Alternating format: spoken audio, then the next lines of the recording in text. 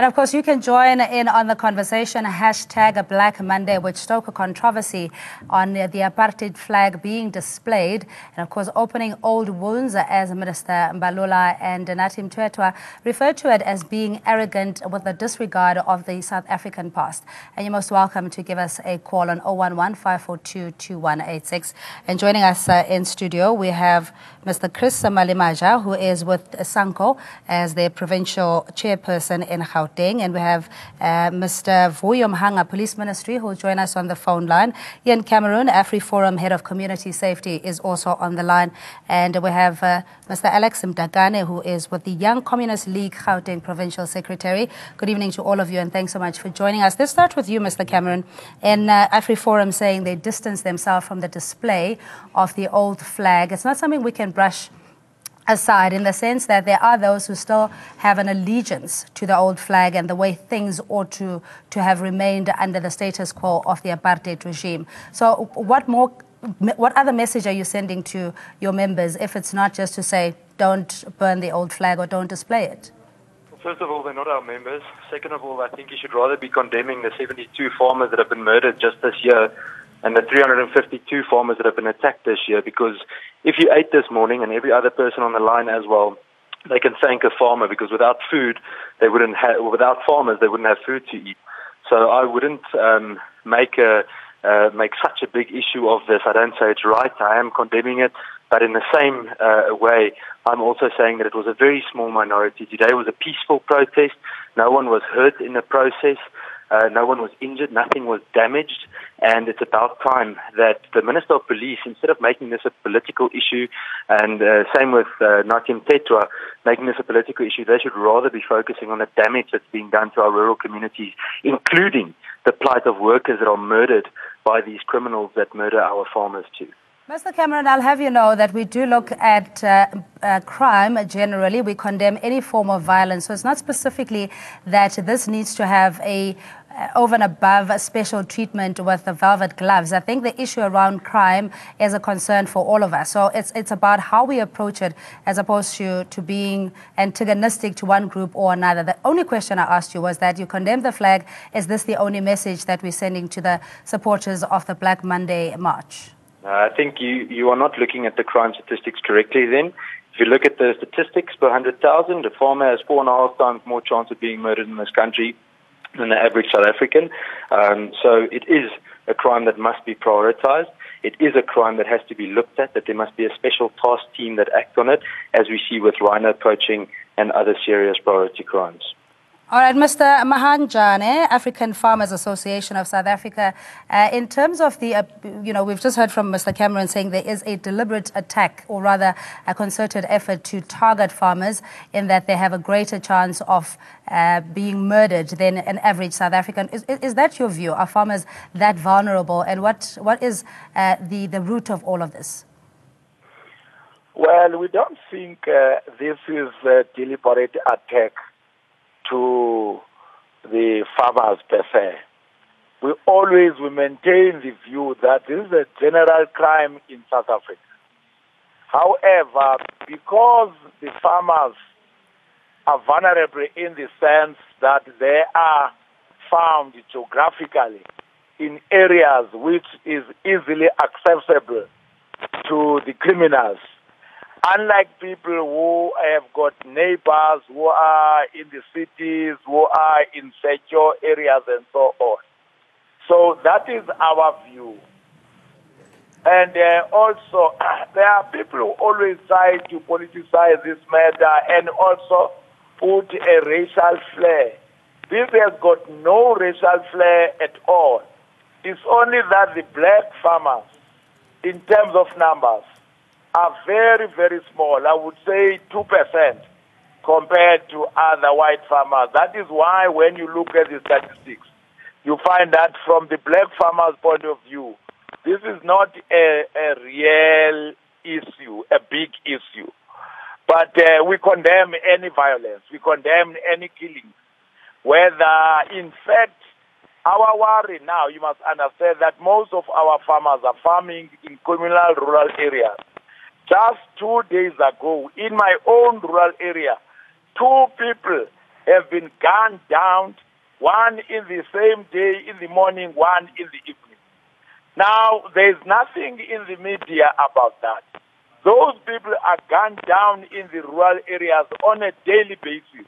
It's only that we don't go to the media or go to All right, much. Mr. Mahanja, just stay on the line. Ceylon, Pretoria, good evening to you. Thanks for calling. Hi, Cindy. Good evening. Yes, sir. What's your comment or question? No, my comment is just simple. We are constantly being reminded of the white racial arrogance every day in South Africa, and it seems like we're doing nothing about it. That's all I can say. All right, but what about the issue of farmers feeling vulnerable and that there is particularly an attack on white farmers for one reason or the other? Yes, we also do so that we also think that, yes, we cannot condone the killings in the farms of the farmers, but also let's look at how many then suffer in those farms who are workers or slaves in their farms. So it must not be then treated with gloves when a minority feels that they are vulnerable, while others are even shown the attacks every day that we see of white people are taking our own. All right, just stay up. Thanks so much, Chiselo. Let's bring in Mr. Mdakane and Mr. Malemaja in that can we de-racialize this particular very volatile situation around the farm killings? I'll start with you, Mr. Mdakane. In fact, you know, if you draw our experience from the time of apartheid, throwing up to the recent protests which happened today, of course, to a large extent, the march itself or the protest itself was racially motivated, and unfortunately, it had nothing whatsoever to do with farm matters. This is a political organization trying to flex its muscles, trying to test its strength. You know, given the upcoming national elections, it's typical in any democratic society. But what we find disturbing is the timing of the protest. Children were writing exams today. More than 802,000 candidates, NSC candidates, were writing their exams today, and reports coming in are that to a large extent, some of the children that were supposed to go and write their exams will only be able to write next year supplementary exams. Secondly, the act by AfriForum was a deliberate economic sabotage. They took a deliberate decision to go to the highways, to create chaos, to cause chaos, and the state institutions or the powers that be should have acted with equal measure, as we saw what they did with the meter taxi drivers. All 180 of them were immediately arrested when they tried to blockade the highway towards our national airport. But thirdly, AfriForum, just like any other political organization, is trying to find relevance by appealing to, you know, what others will say during the times of apartheid was a Roy Gevaar.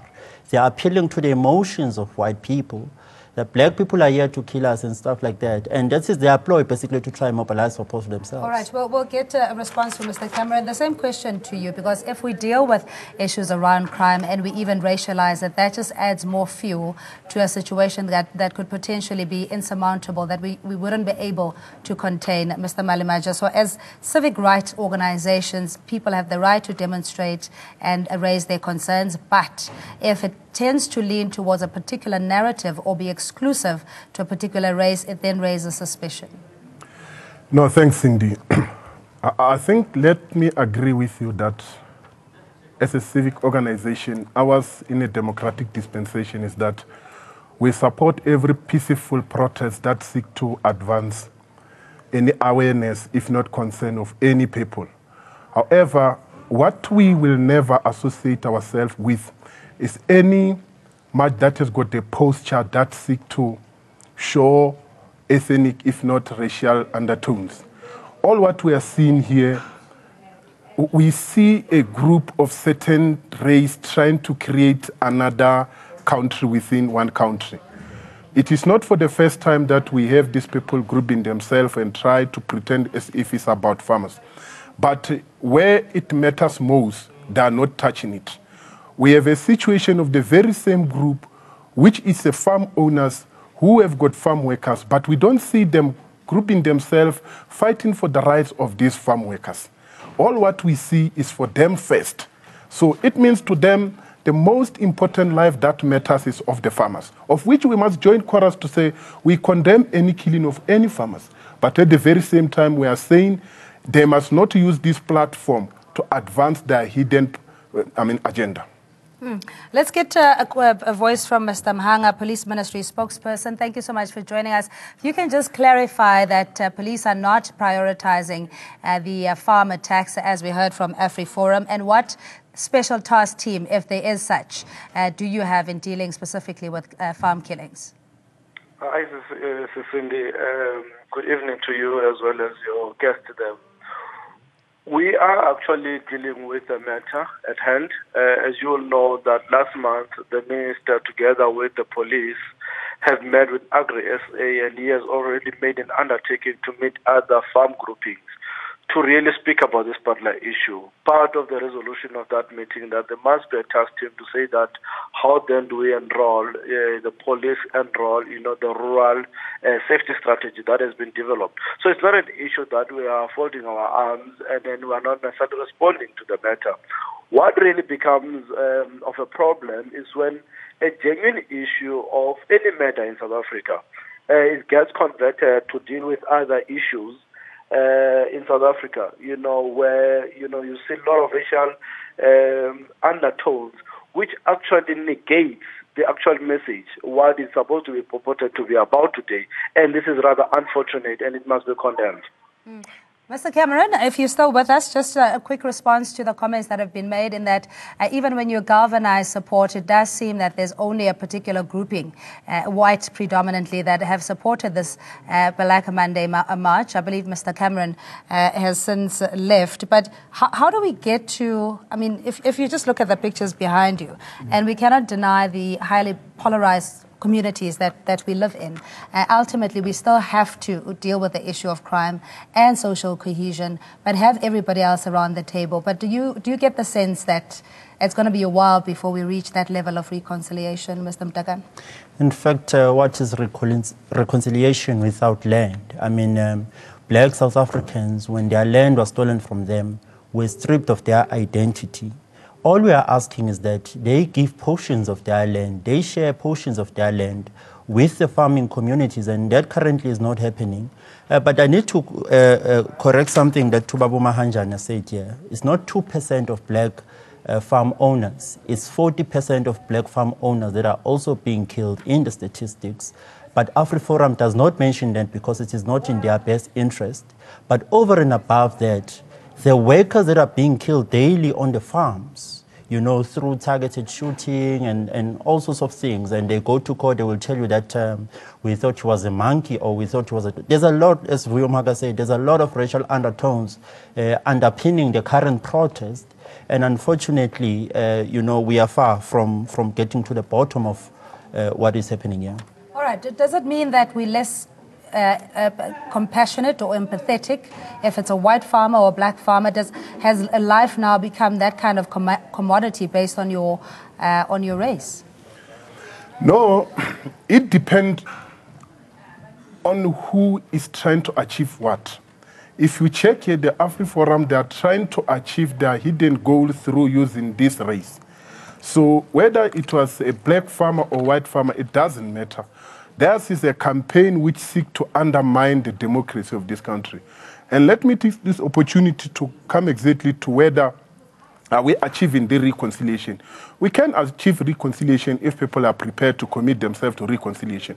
But how to achieve reconciliation in a state where people are still having old flag, the apartheid old flag for that matter, in their own houses? Who can still come with it at any given time in a public arena without being prosecuted? I think if we are to deal with this, let all the apart vicinages be destroyed.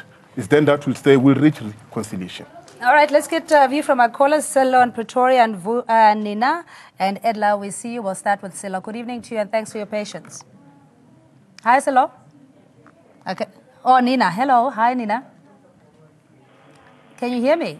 Yes, I can hear you. Yes. Hi, welcome. What's your view or question? Before I start to contribute to to this, what I call in inverted commas, the Black Monday, I'm thinking of how easy it is for people to forget the yesterday. And I think this emanates from, when I observe it, it emanates from the judgment that was passed last week. They were marching to support a person that has done wrong. They were marching to a court where a person was put in a coffin. And because they've been giving a stiff sentence, all of a sudden this comes with the death of the farmers. I'm thinking, why didn't they march in 1976? That is what I call genocide. Why didn't they march in 1976? Why did they kill our leaders and say that they've committed suicide? There are so many things. I still feel very angry because, with due respect, I say black people are really forgiving. They are really forgiving. After all the mess that the previous regime has done to us, we still have a truth and reconciliation where people were lying, and they just come now and start too much. Are they so special? Are they so special that you must focus on them only? And how can you compare a number that is not comparable? They are comparing the number of blacks that die and whites. And there is no comparison between these two people in as far as the amount of the figures that can be counted. And they've got the arrogance, for that matter, and I agree with Malema, I agree with Mbalula, the arrogance of us having forgiven them for all the evils that they've done to us, to take a stupid flag and put it there. What are they saying to South Africans? Not even to the government. What are they saying to us? All right, we get your point, and thank you so much. You know, putting another dimension that this could be in retaliation of the Theo Jackson and Willem Oosthuizen case in the coffin conviction that took place last week. Edla Ensakunda, good evening to you. Yebo baba khulileke. Oyazi ngibusori kakhulu kusho ukuthi lento yonakala ekuqaleni.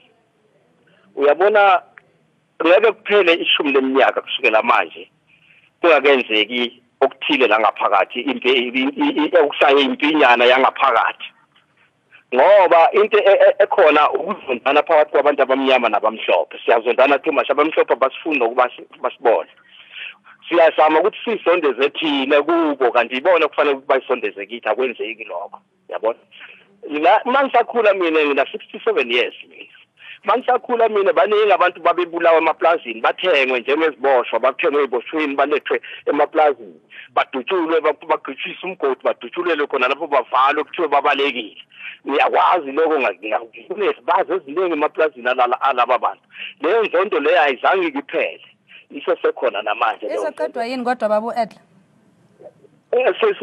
yabona into eyi-1 awukwazi ukuthatha isitha sakho ebesikade sikucindezele uphinde uyobusa naso ukhanje ngeke kuze kwenzeke noma kunini lapho iSouth Africa ayisi 100% African funeka ibe 100% African andikuba ibe right 100% African mawuya eZimbabwe yakuthole inangana iqembu European Party eliqembu labamhlophe lapha eZimbabwe yakuthole eMozambique yakuthole enaze wonke amazwe eAfrica ngekuthole iqembu eliphikisayo labamhlophe lilapho phakathi iSouth Africa isezonqamuleka ingabi nabudlelwane phakathi kwayo nani namazwe eAfrica uma ngabe uzothatha labelungu esikhathini esizayo so uyibeka nje baba iqiniso anyeke sikhona ukuyiphika leyo but ke sifisa ukuthi kuzaba nokuthula going forward at least nezinto zilunge in terms of izinto zomnotho ebantwini abamnyama but siyabonga kakhulu and Vuyo Mhanga just very briefly as well in terms of crime statistics in general we tend to throw around the racial profile of how many deaths do we have in this particular group. Is there any other way of communicating with a sense of taking the public into your confidence that crime generally is a priority that the police is working on? It is a priority, Cindy. You'll remember last week the minister, released the crime stats. It actually shows that, one of the crimes that have increased is murder. I mean, if you go to Nyanga, it's the capital city of Meta. So it's not a specific related. So if you are talking about Meta, it's not a specific related to a particular race. And Ndadima Anjana is quite correct. It's also the nature or the structural setup of the farms. They are actually isolated where they are. So they are vulnerable by their own nature. So it's a separate matter how you need to police that. But it's not a specific for a particular race, which is a white race that is affected. All across the board, South Africans we are confronted by this as the police, and we are actually trying to respond. As you all know, that last week the minister was in Nyanga to make sure that we beef up the issues of security, to make sure that our people don't leave. Mr. Mhanga, I'm afraid we're gonna have to leave it there. Thanks indeed, as always. Vuyo Mhanga is spokesperson for the police ministry. Mr. Malemaja, in what Ubabu Edla was saying, that hardly even 10 years. He's even given us a prescription in terms of time. There is likely to be a civil war because we hadn't dealt adequately with the issues of the hurt, the brutality, and the torture of the past. Your view, how do we quell the situation?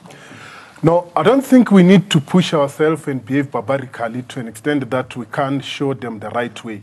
We are not going to be pushed by their stubbornness. Instead, we are going to ensure that our constitution prevails. We will respect each and everyone's life.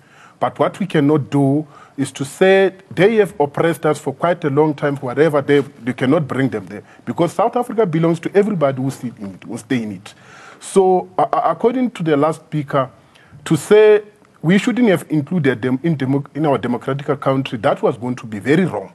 We want them, they must just change. And I agree that ever since they've realized how soft is our constitution, they've tended to be more stubborn than before, very arrogant than before the term of apartheid. Now they're taking advantage of that they've got right to can even demonstrate whatever concern they have. Now they go beyond the boundary of this, that where instead of they want to show that they can still respect apartheid compared to democracy. Do you think that this is a provocation in a way? And if that's the case, how do you mitigate against any further conflict? There are institutions that are in place, born out of our constitutional democracy, that must deal with such criminal acts. But part of the things, the clarion call that we are making to our government is that they need to review the lease agreements on the farms that were signed prior to the 1994 democratic breakthrough. If government agrees to that, believe you me, you will discover that there are farms that are being rented for 100 rands per month, 500 rands per month, 1,000 rands per month, and those farms are making profits to the excesses of more than 20 million rands per annum. And those farms are not in the hands of black workers, they're in the hands of a few minority, and that minority does not share the proceeds extracted from those farms. Mr. Mdagana, we are out of time. I do apologize. And you at home, thanks indeed for taking the trouble to call in. Much appreciated. We continue on social media. We have to take a break. We'll see you shortly.